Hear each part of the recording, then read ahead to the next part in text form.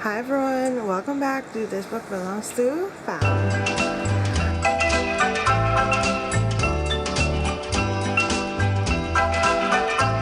I'm gonna try and participate in this year's vampathon. This is a readathon hosted by Jody from Vanilla X Moon. I will link the announcement video below. So yeah, this is quite a chill readathon. I think you have 16 prompts, but you don't really need to do everything. There's like this bingo thing that you can do. This graphics is actually from Jan Agaton, who is one of the co-hosts for Vampathon. I'm not gonna go too deep into the books that I'm gonna be reading because I'm not even sure if those are the books that I'm gonna end up reading. I guess my goal is for the bingo itself, I'm gonna read 4 different books or do all 4 prompts with unique books just to keep it chill and simple.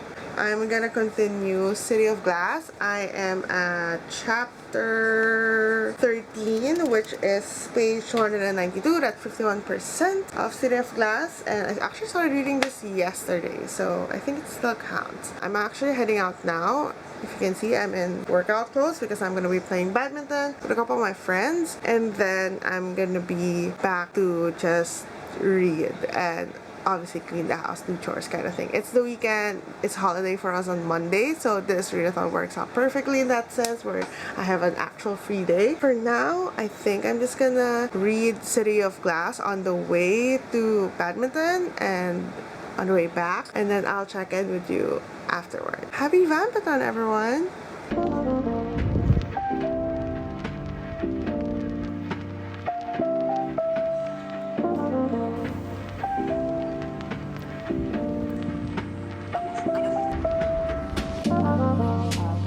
Hi everyone, I have not updated in a while.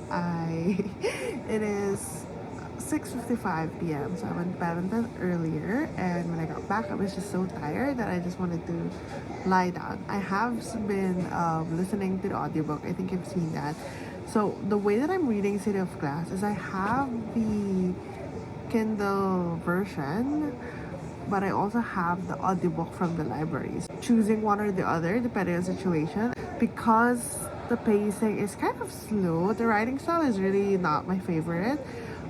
It is a lot better than the first 2 books in terms of just how the story is unveiling and the whole pace of the thing. I still don't like most of the characters. Like, I don't like Clary. I hate Clary. I am at chapter 19, which is page 441. That's 78%, so almost done. This is a pretty long book. It's 578 pages. Yeah, I think I can finish this tonight, and then I will check back in. This is gonna be for the supernatural main character prompt. I'm just gonna keep reading this now, and then maybe I'll check back in later.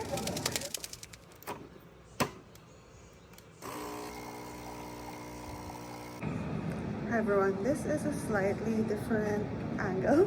I'm in our elevator area. I am heading out to get my nails done. Today's City of Glass, I started reading What Moves the Dead by T. Kingfisher. So I will be reading that while I get my nails done. Hello. Okay, I just got back from having my nails done, and I read about, I think, 90 pages of What Moves the Dead by T. Kingfisher, and so far I'm really enjoying it. The imagery is very vivid, but there's still a lot of wit and really funny lines. I really like it so far. It's very eerie and definitely gothic horror. Descriptions of mushrooms and mold and spores and stuff. That kind of creeps me out. I got McDonald's because it's beside the nail salon that I went to. I also got a package that I am gonna be unboxing later. I know what that is and I'm super excited. Hello, I finished eating and I want to unbox this package that I got. I just want to unbox this really quickly because I'm very excited. Oh my gosh, it's so pretty. I got A Curse for True Love by Stephanie Garber. So this is the final book in the Once Upon a Broken Heart series. I got this because I want to do a video where I read all of the books in like one video. So I have Once Upon a Broken Heart, and then Ballad of Never After, and finally A Curse for True Love. So I have not actually read first two books. I did read the Caraval series, and while it's not my favorite book overall, I really love the setting. I think the setting is one of my favorites, and I don't know, I'm starting to like really connect with the characters. I know that there's like a couple of characters in that book that's gonna be in this book. I wanted to get the Waterstones one because look at them all together. They're so pretty. And let's see what hidden cover I got. Because if you don't know, they have like, I think 4 different designs for the naked cover. Ooh, my nails match this cover perfectly. It was meant to be. Let's see what I got. I got the, is it a fox? I don't know what it means yet, but that is so pretty. Oh, I'm so excited. So this is definitely gonna be a reading vlog of its own, but I wanted to still unbox it here. You know, let's make this vlog exciting. Hey Blair! Blair! Hello! Hi friends, it is now 4:51 in the afternoon and I just finished reading What Moves the Dead by T. Kingfisher. I really loved it. I think it's gonna be close to 5 stars, mainly because it was just a perfect balance of mystery and horror for me, and it did that in just 160 pages, which is amazing. Like, to be able to build this distinct characters, this very detailed atmosphere, and then on top of that have like a plot that's kind of simple but that it gives you enough to really look forward to what's gonna happen next. Only good writing can do it that way. I felt really invested in what's happening to Madeline, what's gonna happen to Easton and everything. It was so good. Hi Blair! She is my friend's 4-month-old golden retriever puppy, and I'm babysitting her for a few hours. I need to move on to my next book. I don't know actually what I want to read next. I'm thinking of reading something physical just because I've been reading from my phone a lot. I have reading sprints later with Pam, so I need to also pick a book. I think I'm gonna pick a physical book for that just so it like looks good on the stream where I'm reading like a physical book. For now, I think I'll just start reading How Can I Help You by Laura Sims. So this is just something that I saw in a library while I was just browsing. I have no idea if this book is any good. I haven't seen anyone talk about it. So this is the blurb. No one knows Margot's real name. Her colleagues and patrons at a small-town public library only know her middle age, normalcy, congeniality, and charm. They have no reason to suspect that she is, in fact, a former nurse with a trail of countless premature deaths in her wake. She has turned a new page, so to speak, and a library is her sanctuary, a place to quell old urge. That premise is like just having this sweet middle-aged lady librarian, and then apparently she has this sordid past of being a nurse with a trail of premature deaths. It's a pretty short book. I also have the audiobook for it. It's about 7 hours, 8 hours on audiobooks. I'm assuming it's about like 300 pages. So yeah, I think I'm gonna start this book, and then I'm gonna move to If I Have to Be Haunted before the live stream.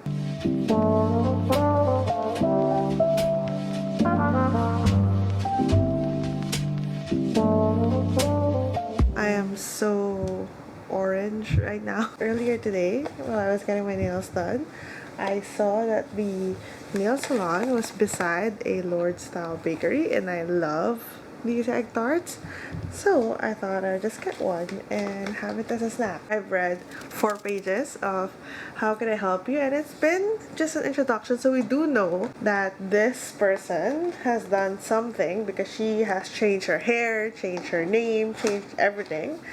So she definitely is probably guilty, like, or at least she's running away from the law. Okay, I think I fixed the light. It's not orange anymore. Look at this very beautiful egg tarts. Don't they look so good?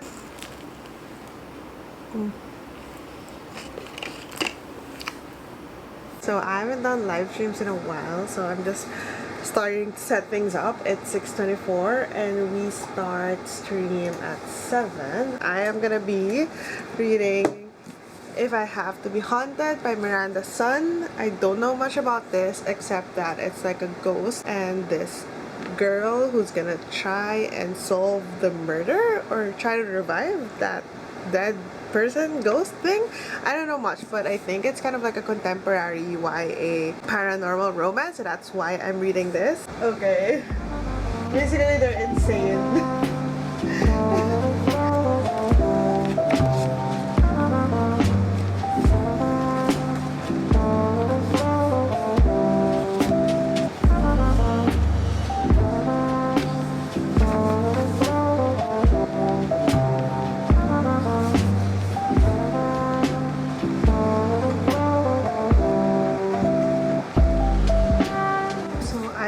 to do this quick update. I have now read about 26 pages of If I Have to Be Haunted. So this is what the naked cover looks like. Super pretty. So far it's reading very YA, which is to be expected. It is YA. And I'm okay. I'm lukewarm. I'm not like feeling the intense curiosity for our main character Kara's skill, and I'm not like drawn to the other character that I'm sure is this guy right here. He seems like a very stereotypical. He's like very rich and arrogant on the outside, but then probably has like, I don't know, some deep parental traumas and whatever, which is what I think is gonna happen. So nothing super striking so far. Hopefully it picks up soon. It's interesting because the events in this book is happening the week prior to Halloween. It is the 29th of October today, which is a few days before Halloween. So I kind of like that coincidence, I guess. So this is chapter 3. We're doing more sprints right now, so I'll check back in once I get to like a bigger chunk of the book. Hi everyone, good morning. Well, it's kind of pushing it because it's 11. I don't know if you can see on my clock there. I'm just gonna do like a little reading update for you. So last night I didn't film after finishing the reading sprints with Pam. But I did read up to page 96 of If I Have to Be Haunted. This is definitely written for a much younger audience than me. A lot of things are reading very young to me, but then I feel like the author has a little bit of a dilemma. It feels to me that the author wants to write some hard-hitting, angsty, enemies to lovers kind of lines, but it doesn't really fit the context of the book. I put it on my Storygraph reading journal, so I'm just gonna pull up my Storygraph and check what my notes were while I was reading. Those are just some of my updates. And what I said here, the guy becomes a ghost, right? So it's in the synopsis of the book. And then he says to this girl, Kara, "You're the only one who can help me. I'm completely at your mercy. Isn't this what you've always wanted, Tang?" I'm like, it's so dramatic. But that's fine. That one was okay. I actually kind of felt ooh when I was reading that. But this line right here. So Kara was looking at Zach, which is the guy. So Zach was smiling at Kara, and Kara was thinking, it was the kind of smile that had the power to blind her to all else. The kind of smile that built bridges, forged political alliances, unfurled the sails of ships, lethal in its charm. I don't know if am I just too old, or is this actually like cringy? I feel like the part where it was the kind of smile that had the power to blind her to all else, that was fine. Adding the whole thing about the kind of smile that built bridges, forged political alliances, unfurled the sails of ships, that's a bit much. Well, maybe that's what teenagers are thinking at this time. Like, what was I thinking when I was a teenager? Maybe this. It's entertaining, I would give it that.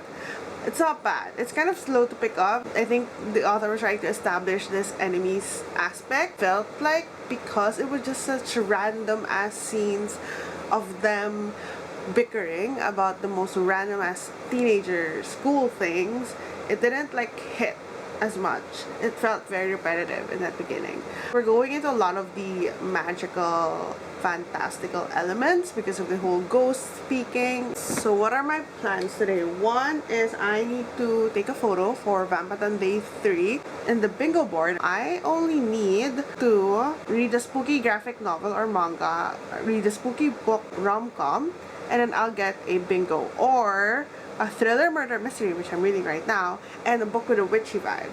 So technically, I don't even need to read this.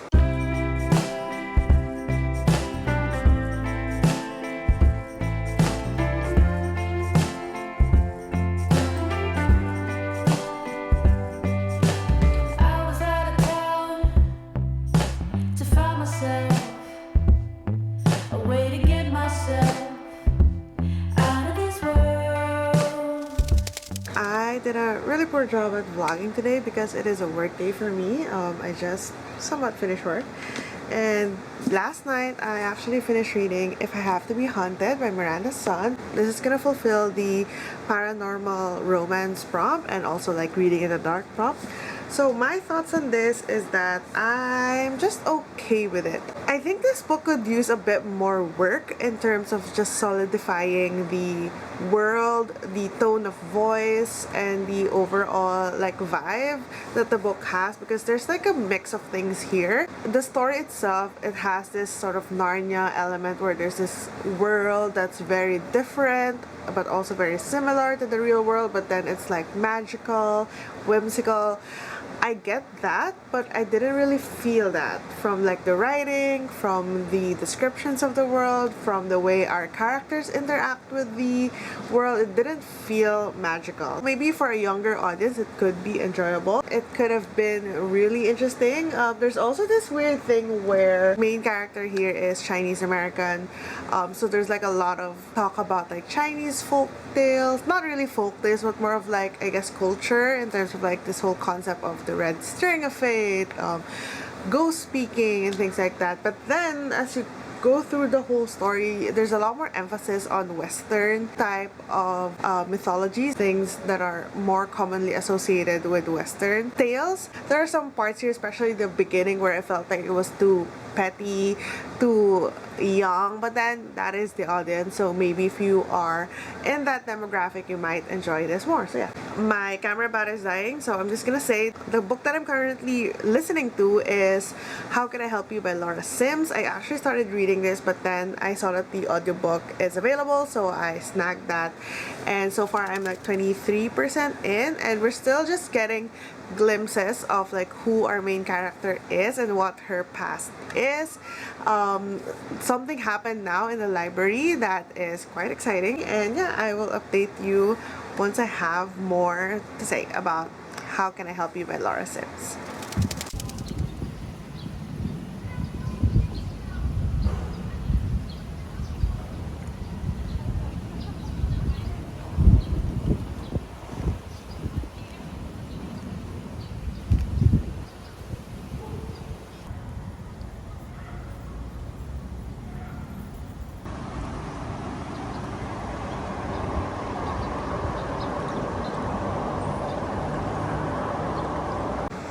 Hi everyone, it is actually November 1st, and technically Vampathon ended last night, but it's fine, it's whatever. I'm just gonna keep going until I finish my last book and complete my bingo.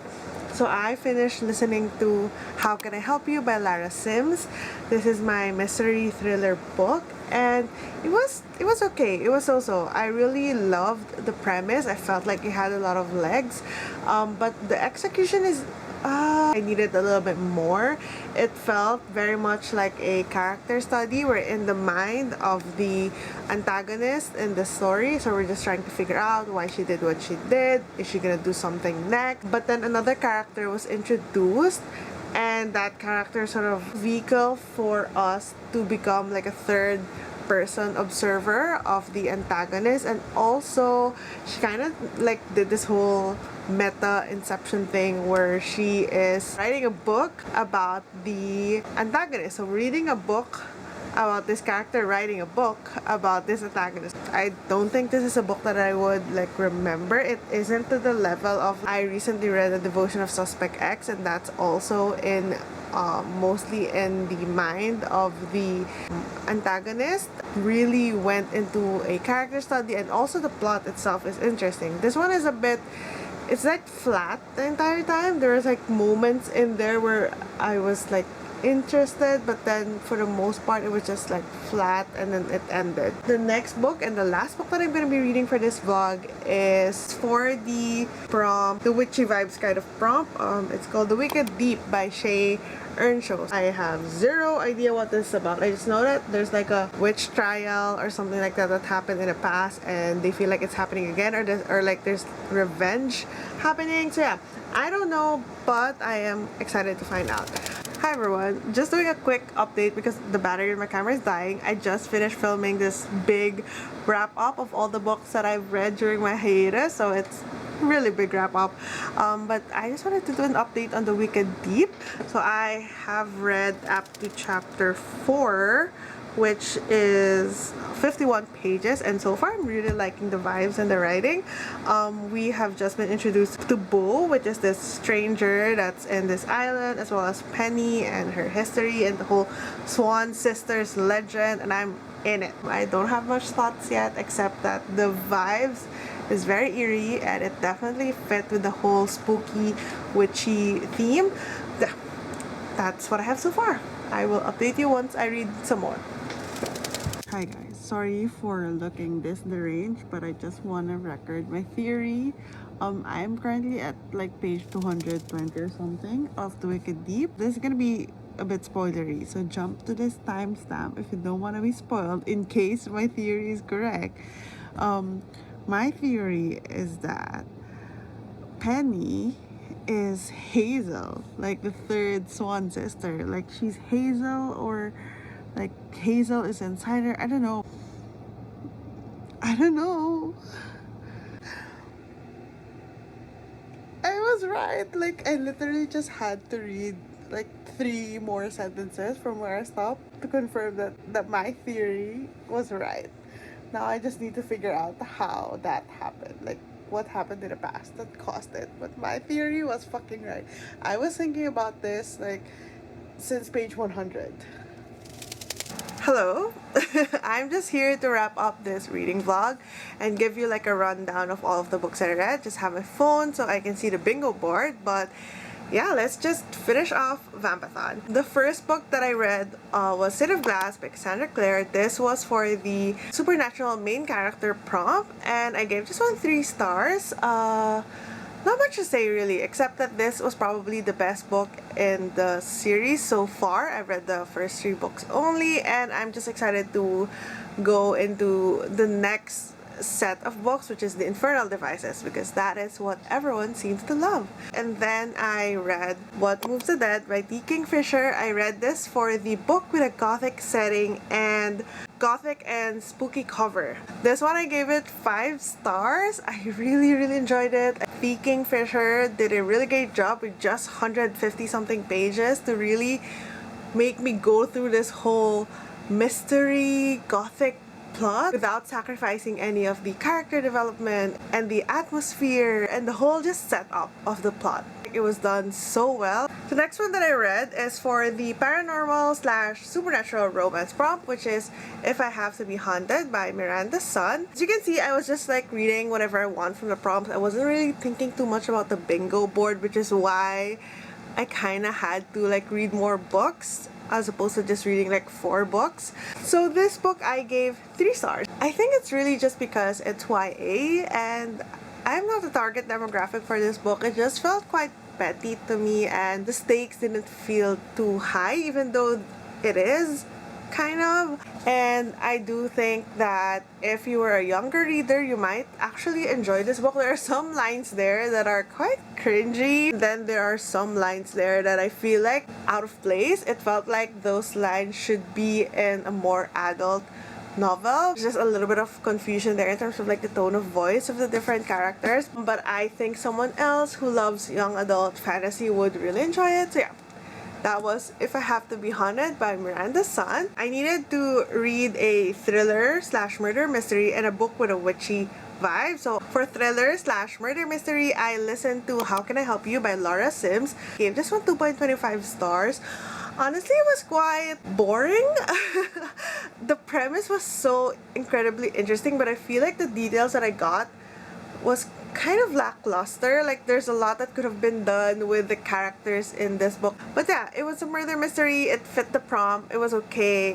It was less than okay, but yeah, that was How Can I Help You by Laura Sims. Finally, the last book that I read is for the Witchy Vibes prompt. That was the book that I just finished this morning, and it's The Wicked Deep by Shay Earnshaw. I gave this book 5 stars. This was so good, you guys. I was really hooked by the whole scene setting, the whole witchy small town vibes, and I really enjoyed it. I really love it when you have back and forth chapters where you're talking about the past and the present and just the juxtaposition of the things that are happening in the present that might also be happening in the past, or maybe something that happened in the past that caused this thing that happened in the present. I really enjoyed that, and I think it was really well written. I was so invested with her characters and I even cried. I didn't really film myself reading this too much because I just wanted to read it.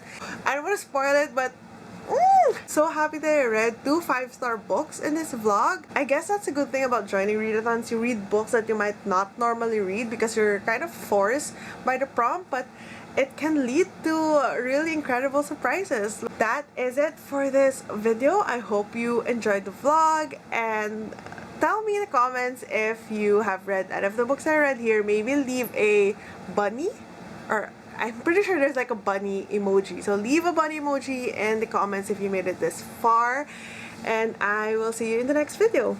Bye!